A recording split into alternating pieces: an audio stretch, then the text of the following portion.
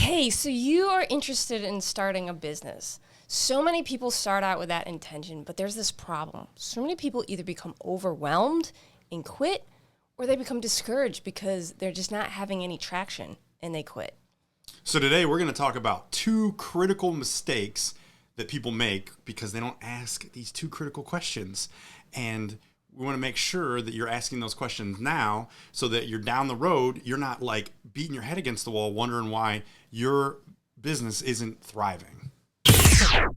Hey, so when you first decide to start a business, so often the very first thing that you ask, and it's the question we asked ourselves, was what am I good at? What am I good at? What do I love to do, right? And we ask these questions. And while these are super important questions, you're actually asking it out of order if that's the very first question you asked. So for example, all right, so say somebody loves to cook or bake, and they're really good at cooking, right? And they love to do it, right? And I remember when we first started, you're like, you should build a business around that, right? I did. I forgot about that. That was funny. And so, people are good at something, and so they're like, I should start a business. But just because you're good at cooking and baking doesn't necessarily mean you should start a business. But you may be saying, but Laura, but Zach. What about all my favorite Food Network stars? What about Rachel Ray? All those people, right? Like, Right. I don't even know all of them. There's a ton. Yeah, and you're like, but they're making a living off of it. You're right. They are. And there are actually a lot of people out there who are making a living doing something around cooking and baking. But let me give you an example, a story, and this one's actually near and dear to my heart. There is a lady named Danielle Walker. I don't know if you've heard of her, but Danielle Walker has since become actually fairly well known in the space of cooking, particularly if you eat grain-free or paleo-style diet. And she was named one of the top 30 under 30 for Forbes magazine. Really? Yeah. So like back when. So let me tell you just a brief story of her. Like she started back in 2011. So over 10 years ago, right? A little while ago. Well, she had an autoimmune disease, right? And I know autoimmune diseases have become on the rise, and there's more and more people who have autoimmune diseases. Well, back when she started in 2011, and I know this because we started on a food journey 10 years ago. Back about 2011. 2013, yeah, 2013. It was probably 2013. Her first book came out in 2013.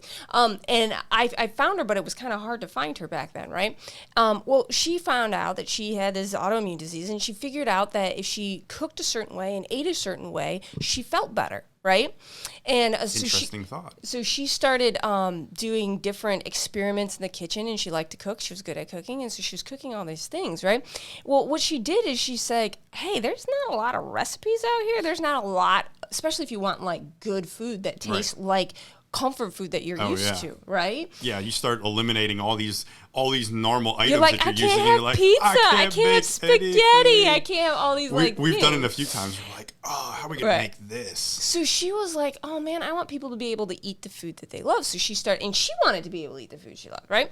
So she this guy right here. So she started blogging. That's actually how she started. Really? Yeah, she started with a blog, and she started blogging like her experiments and her failures, but her successes and these recipes. And she started gaining a following, and people actually started to like reach out to her because they're like, hey, I have this issue too. I believe that. And so what she found is she actually has created a really successful business. She has multiple cookbooks. She's been on some major television shows. She has like some online courses and some other things now, right? And so she has this fairly successful business now, right? But guess what? When she first started, all right, yes, it was something that she loved to do and was good at. But what really made her successful is she found other people's problems that she could solve. Yep. And that's question in secret. The question that you need to ask yourself, the first question is, are there people with a problem that I can solve? And so instead of just looking at what you're good at, first look at the problems of the people around you.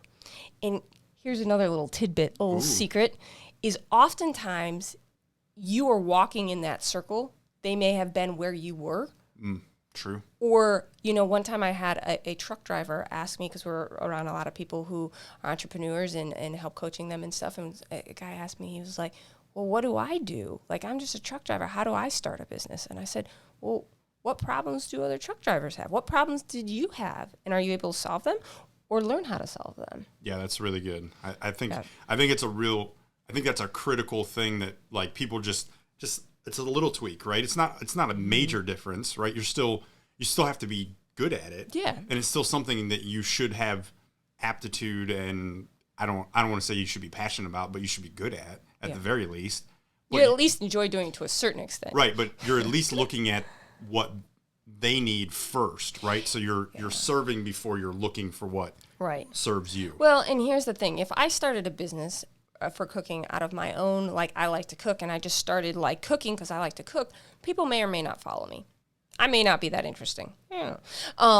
But if I'm saying, what problem am I solving? So see the secret, whether Danielle Walker knew this or not, I'd like to think that she did, but whether she knew it or not, the problem she was solving is she was getting recipes for people who wanted to feel better with their autoimmune disease. She was solving the person who had an autoimmune disease, their problem of not having recipes of their favorite foods. Right? Mm-hmm. Do you see how that is a problem she was solving? Whether she realized it or not, that's why she had success. True. Right? And then there's some other people who've probably made cookbooks and other things that you probably have never heard of because they didn't have success. Why?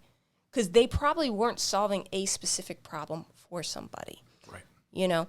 And there's always outliers. Like there may be somebody on the Food Network that became famous because of their personality or because of that. But for most people who are starting a business, you want to first look at the problems that exist and how you could solve them, or your competencies or what you're good at can actually help fix those problems. Yep. So that's secret number one. The question you really want to ask is, what problems do other people have that I can solve? Right. Not just what I'm not good at. Hopefully they line up, right? Right. They should line up. Yeah. And what you love should line up too. But that's question number one. So the second part is this. You might be going, okay, well, you said there was two important questions. Okay, that's number one. What's number two? I want to know what number two is. So number two is this. I forgot. So number two is this, guys, it's not only that you're solving problems, but are people willing to pay for the problem that you're solving? Ooh. Willing and capable. Willing and able. Willing and able, exactly. Because you know what? You may solve a problem for like a child, but a child can't pay you. But if you solve the problem for their parents relating to their child, they can pay and you. it's not even that you can't solve the problem for the child, but you can't talk to the child about the problem you're solving. You have to talk to the parent. Right.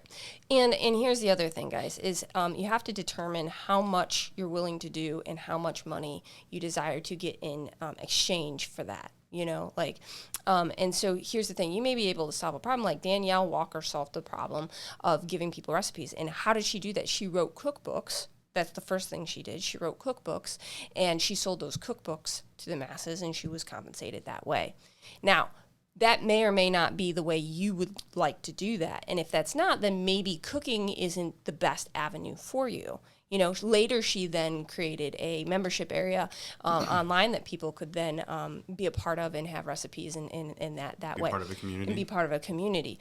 Right. But you got to think with the end in mind. How much are people willing to pay? So when it comes to recipes, for example, I don't think she's charging like $20,000 for coaching. For a cookbook. Right, for a cookbook. Right. So it depends on what you desire to be paid and if the value is there for what you're offering, right? You know what that reminds me of? What does it remind you? It kind of reminds me of your story about the cakes, the wedding cakes.